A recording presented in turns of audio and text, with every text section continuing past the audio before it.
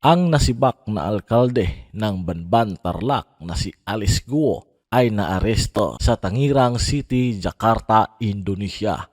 Yan ang ating aalamin sa bidyong ito, kaya kung bago pa lang kayo sa YouTube channel natin na Balitang Bayan ay huwag kalimutan na mag-subscribe, mag-like at i-share ang ating video. Sinabi ng Department of Justice na base sa impormasyong ibinigay ni Senior Superintendent Odi Latohiro ng Indonesia Police, si Guo na kilala rin bilang Guo Huaping ay naaresto noong Martes ng 11:58 ng gabi. Ang pag-usad na ito ay nakumpirma ng aming mga katapat sa immigration na kinumpirma na si Ms. Guo ay kasalukuyang nasa kustodiya ng Indonesia Police sa Hatanras Mabes Polri, sabi ng DOJ. Sa isang pahayag, inilarawan ni Justice Secretary Jesus Crispin Remulla ang pag-aresto kay Guo bilang isang patunay na walang pagod na pagsisikap ng ating mga ahensya ng pagpapatupad ng batas at ang lakas ng international na kooperasyon sa pagdadala ng mga tumakas sa hustisya. Titiyakin natin na lahat ng legal na proseso ay masusunod upang mapanagot siya sa anumang mga krimeng nagawa, sabi ni Remulla. Sinabi ni Senator Sherwin Gatchalian na nakuha niya ang impormasyon ng pag-aresto kay Guo mula sa National Bureau of Investigation o NBI. Nagpapasalamat kami sa mga otoridad ng Indonesia at sa NBI para sa kanilang agarang pag-aresto kay Guo Huaping o Alice Guo at ang kanyang mga kasama, sabi ni Gatchalian sa isang text message sa mga mamamahayag. Ang senador kasama ang kanyang kasamahan na si Risa Hontiveros ay nasa unahan ng patuloy na investigasyon ng Senado sa mga umano'y koneksyon ni Guo sa mga Philippine Offshore Gaming Operators or POGO sa illegal na nag-ooperate sa kanyang jurisdiksyon. Sinabi ng senator na dahil nahuli na si Guo, kailangan siyang panagutin sa mga kasong isinampa laban sa kanya, katulad ng human trafficking, money laundering, co-warranto, paglabag sa utos ng Senado at iba pa.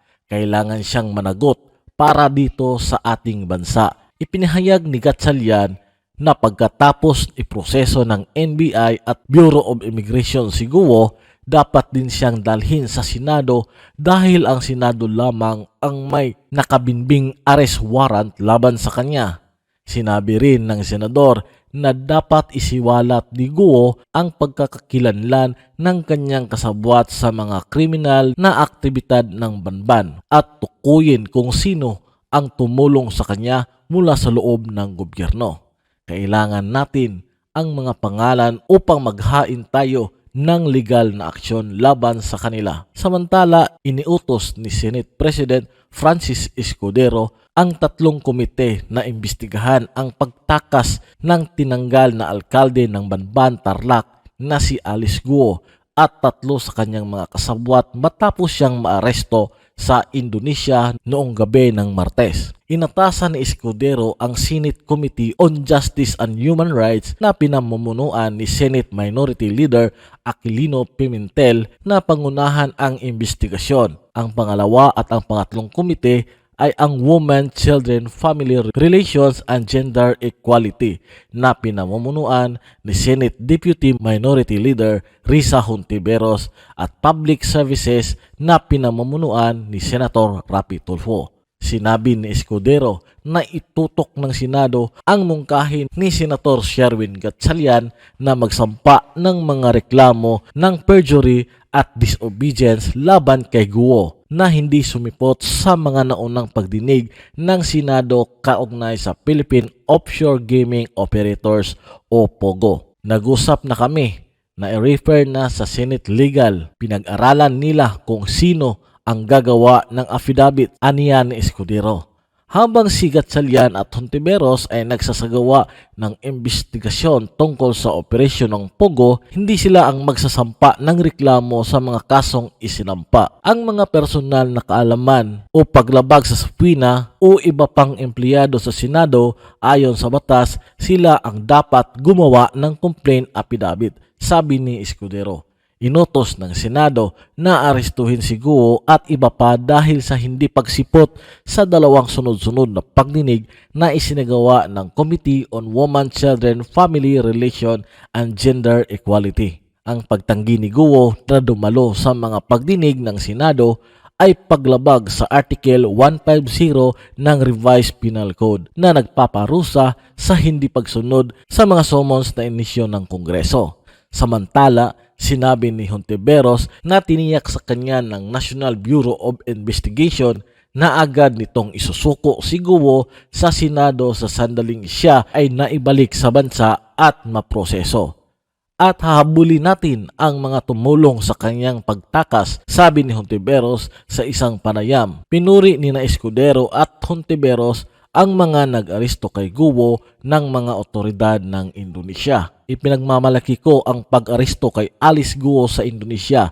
Maaari na siyang maharap sa hustisya at sana'y magbigay liwanag sa mga iligal na operasyon ng Pogo sa bansa. Nagpapasalamat ako at binabati ang mga otoridad ng Pilipinas at Indonesia para sa matagumpay na pag-aresto sa kanya, sabi ng Senate Chief sa isang pahayag. Terima kasih or salamat sa ating mga kaibigan sa Indonesia, sabi ni Hontiveros. Si Guo ay kasalukuyang nasa kustodiya ng Indonesia Police matapos siyang maaresto sa Tangirang City, Jakarta, Indonesia noong Martes ng gabi. Ang kapatid ni Guo na si Sheila at ang kanyang mga kasosyong negosyante na si Cassandra Ong ay naaresto noong huling linggo ng Agosto sa Batam, Indonesia. Ang magkapatid na Guo, kabilang na si Wesley at si Ong, ay tumakas sa bansa noong kalagitnaan ng Hulyo. Sila ay iniugnay na umano'y illegal na operasyon ng mga Philippine offshore gaming sa Tarlac at Pampanga. Nahuli na po sa Indonesia. Ito po ang detalye. Ayon po sa report ng GMA7, PAOK CC Chief Gilbert Cruz confirms Alice Go arrested in Indonesia. At higit pa po dyan, no, si Senator Sherwin Gatchalian din po ay nagsabi na I was informed that the NBI that Go Waping alias Alice Go was arrested in Tangerang City, Jakarta. Tangerang niya. Tangerang City, Jakarta, Indonesia at 1:30 on September 4. Ngayon kanina lang pong madaling araw.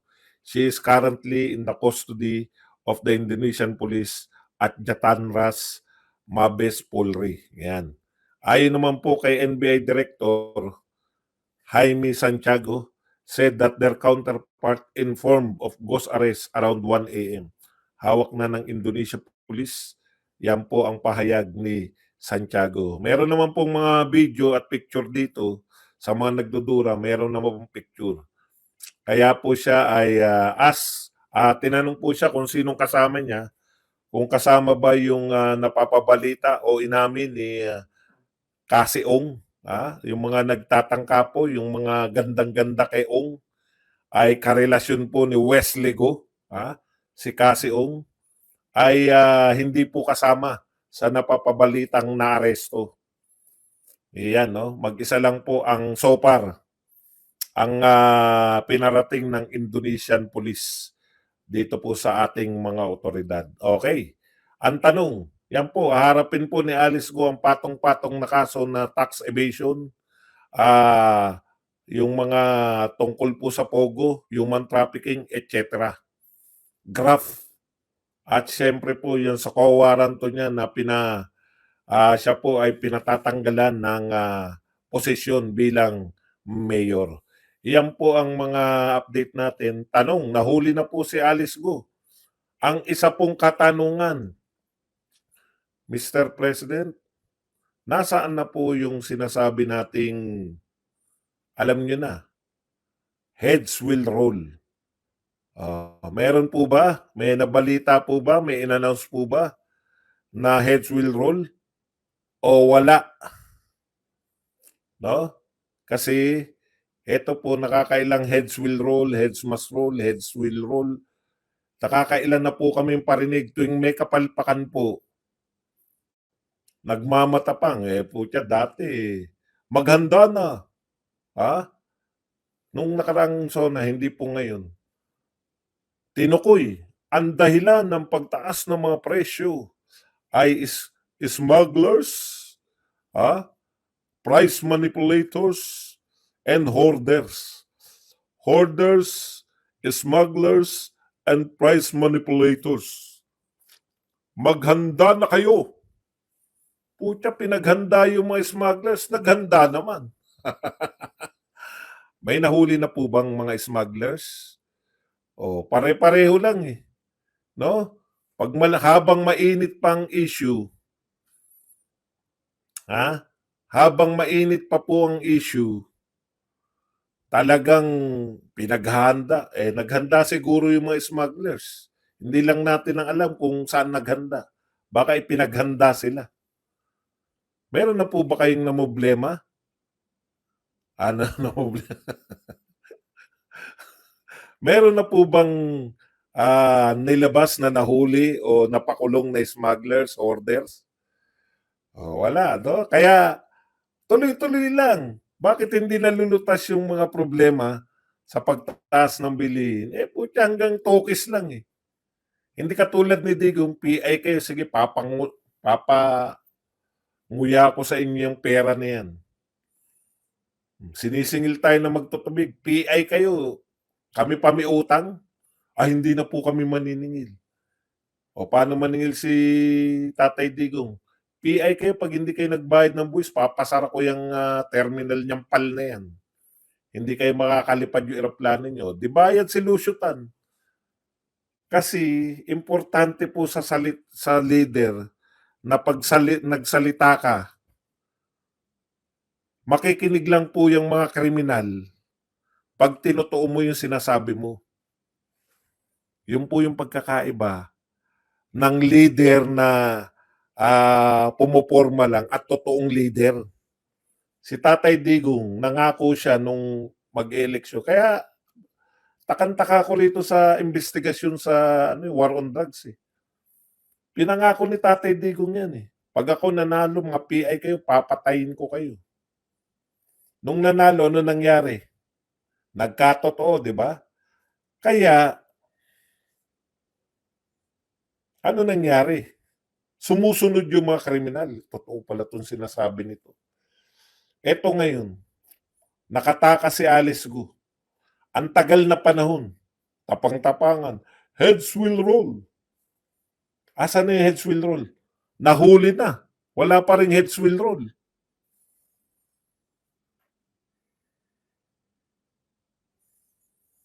Kaya wala nangyayari sa atin eh. Last SONA, maganda na kayong mga smuggler. Dahil kung ano man yung sinabi, hahabulin kayo. Hinabol yata. Ano ba ginawa niyo sa mga smugglers? Hindi niyo inabutan? Mga price manipulators. Kaya po, tuloy-tuloy lang yung pagtaas ng presyo ng bilihin. Kasi wala naman yan. Wala yan si Marcos. Ganyan siguro sabi ng mga kriminal. Hanggang salita lang yan.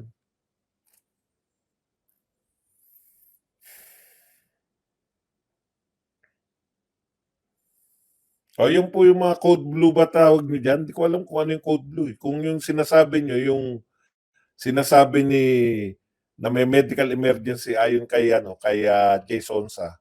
Simple lang po ang solusyon diyan, magpakita lang.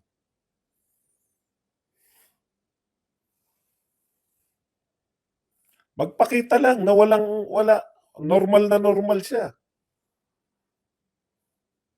Problema kasi rito, no, sa gobyerno natin, nawala ilang linggong hinanap si Alice Go, ilang linggong napahiya. Kinakailangan magsalita para hindi mukhang kahiyaya. Pag nagsalita pa naman si BBM, kala mo yung sa Twitter, ano kayo ngayon? Meron ba si Duterte ganyan? Wala. Wala si Duterte salitaan lang. Dahil si Duterte pag nagsalita, siniseryoso ng mga kriminal. Maniwala ba kayong kay Alice Go lang yan? Walang kasangkot yan na, na taga-gobyerno?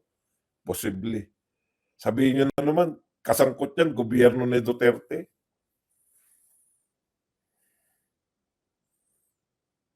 Ano pong mangyayari? Sa heads will roll. Wala lang na naman. Nahuli na, wala lang. Tuloy-tuloy lang din sila. Sabi siguro ng mga kasabwat, maniwala ka naman dyan. Heads will rule. Wala pa naman napatanggal yan sa pwesto. Yun ang sasabihin ng mga kriminal. Kung ikaw mga kriminal dyan, tuloy-tuloy lang. Baka nga ipagmalaki pa nila yan eh. Di ba? Yung mga criminal elements dyan, yung mga kasabwat dyan sa kung saan mga ahensya, ipagmamalaki pa yan eh. Gusto mo ba makatakas? Kami nagpatakas kay Alice Go, nakita mo ba? Kayo ba? O sige. O basta ihanda mo milyones mo dyan. Gagawin pa yang si Alice Go, yung kaso nila Alice Go, gagawin pa pong, pag hindi nyo yan nahuli yung mga kriminal dyan, gagawin pa nilang halimbawa yan sa pag kami nagpaalis si Alice Go. Nakita mo ba si Alice Go? Di ba nakaalis? Ang mali lang ni Alice Go, nag-stay sa gano'n, di ba? Kaya kayo, pagka dating nyo ron, punta kagad. May nakahanda na kagad kayo kung saan kayo pupunta. Pero mas mataas na ang presyo. O sige, okay lang. Wala po yan. Walang heads will roll.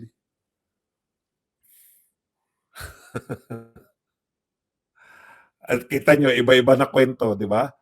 Ito po mga kwento to ha, hindi po akin to. Nabasa ko lang to sa internet. Ganito mga kwento, di ba?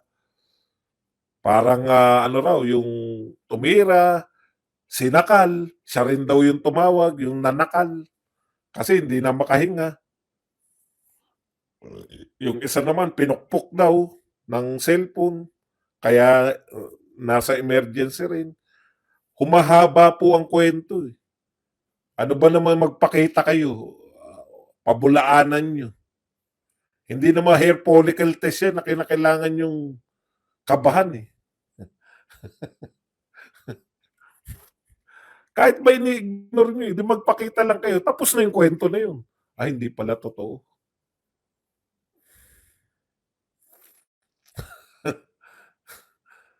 Yung mga smugglers nga, meron na po ba kayo napahuli na smugglers? Meron na ba napahuling smugglers? O yan daw yung dahilan ng pagtaas ng mga presyo, smugglers, hoarders. Meron na bang hoarders na nabalita? Kasi kung meron ng hoarders na napahuli, napakulong, di inaaraw-araw na ibalita yan.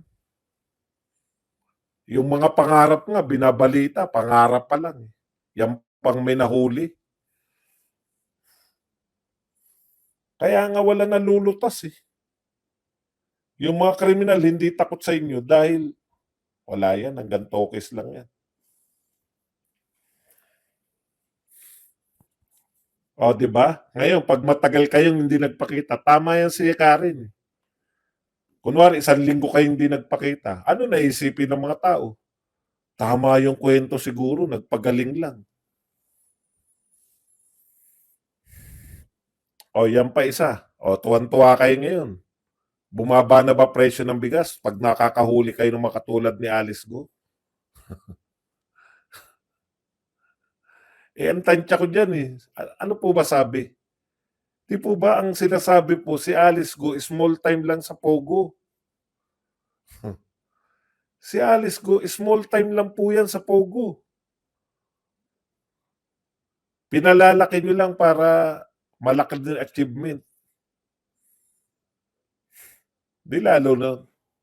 Okay, punta na po tayo rito. Nakakatuwa po, no? Kahit papano po, kinukongratulate po natin to si Marcoleta. Kahit papano meron, kahit mag-isa lang siyang kumu-question. No? Ganun din po si Rufus Rodriguez. Natutuwa po ko kasi napanood ko po yung move niya na wag nang busisiin dahil yung tradition ba. Ito pong kongreso, lahat po ng long tradition nila. na kortesiya sa lahat ng Vice President. Tapos may tradisyon din po pala sila pagbago pa lang, no? Pagbago pa lang yung isang cabinet official, wag nang busisiin yung budget kasi bago pa lang eh. Kortesiya po pala yun, no? Eh lahat eh. Lahat po ng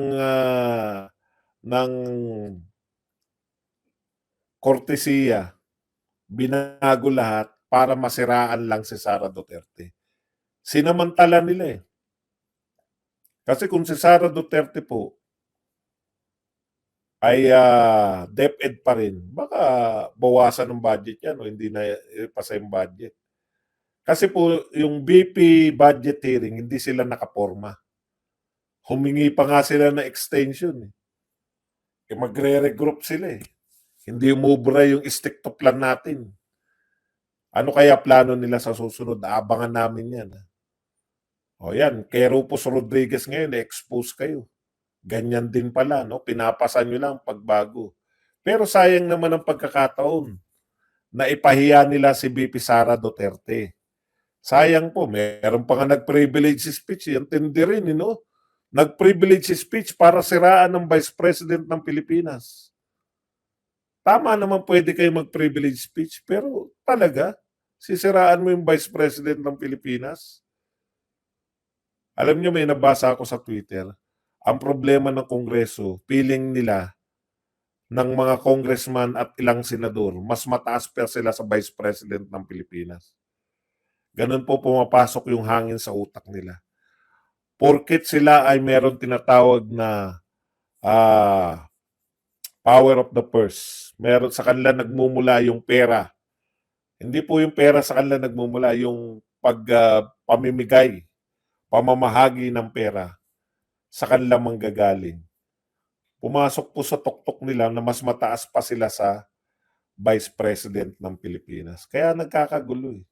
First time kasi nila yan. Ganito po kasi, no? Lagi nila sinasabi, first time to na nangyari na merong ganyan tao. Hindi po naman sila binastos eh. Di ba? Doon nga yung Shiminet eh. Shiminet like what I'm answering, but I'm answering. Oh, di ba?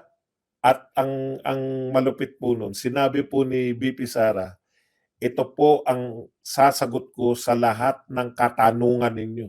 Sinabi, hindi naman po naglihim. Ang lahat po ng isasagot ko ay I forgo. Thank you very much kay OFW Hero. Oh, wala po nilihim eh.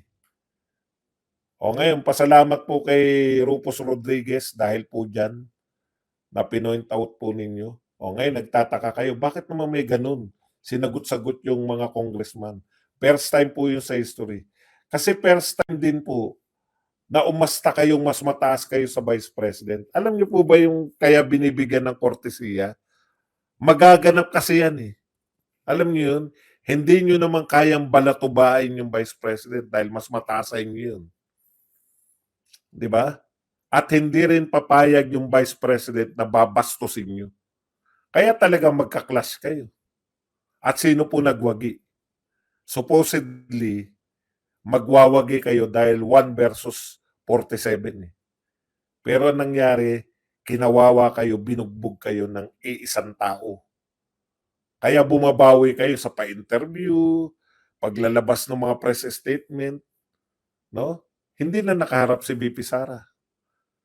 O kaya, Rufus Rodriguez, bagamat nagpapasalamat ako na minub mo yun at pinakita mo na yung mga kasama mo sa Kongreso, very willing silang sirain lahat ng magagandang tradisyon ng nauna sa kanila na House of Representatives at naunang mga congressman para ipahiya si BP Sara. Ang problema, sino po yung nakakahiya?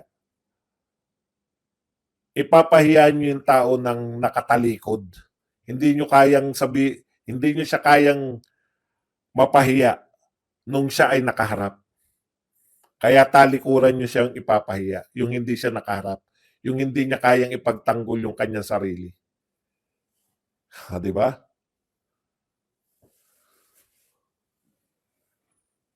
Okay. Punta tayo rito kay Marcoleta. Yun lang yung kay Rodriguez eh. Pero at least may isa, no? Kumu-question dito. Kinwestiyon yung si HR. Bakit hanggang ngayon wala kayong aksyon na ginagawa sa mga paglabag sa human rights? Kala kasi ng CHR, wala na silang dapat gawin. Di ba? Akala nyo kasi CHR, porket hindi involved, akala kasi ng CHR, tagapagtanggol sila ng mga rebelde. Akala ng CHR, tagapagtanggol lang sila ng mga kalaban ng mga, kita mo kung sumagot dun sa mamaya, ano natin yan. Akala kasi ng CHR, tagapagtanggol sila ng mga kritiko ng pamahalaan.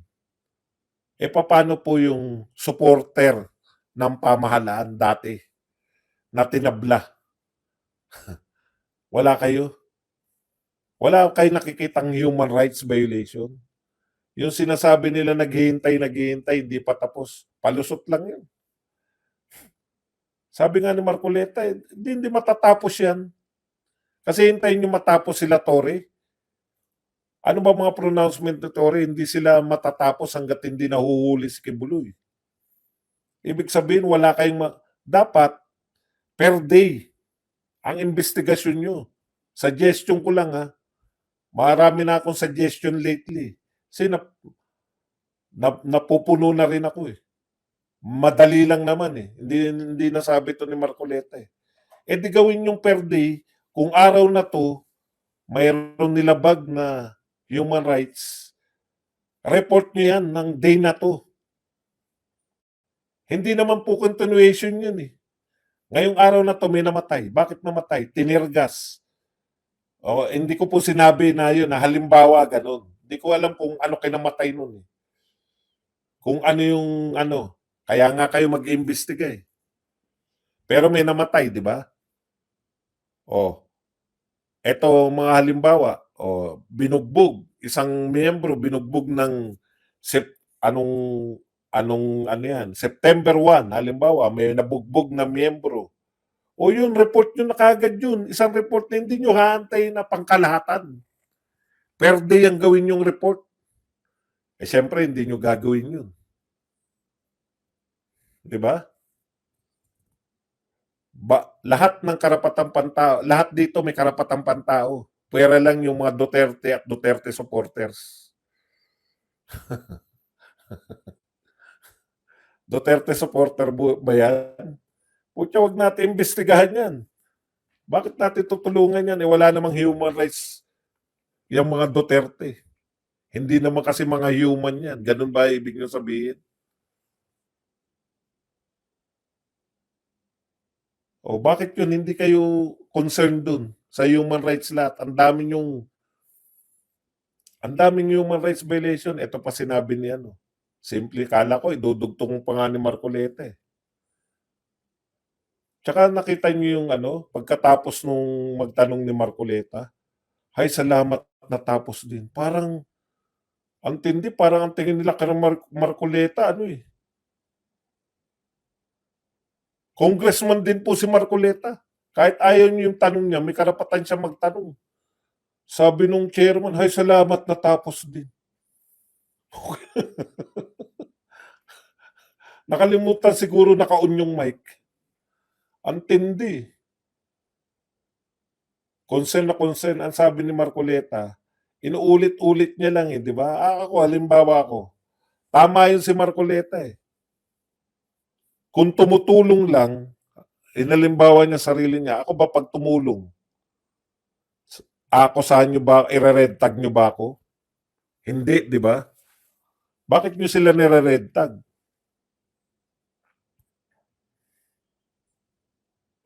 Tumutulong kasi sila pero sinisiraan nila gobyerno.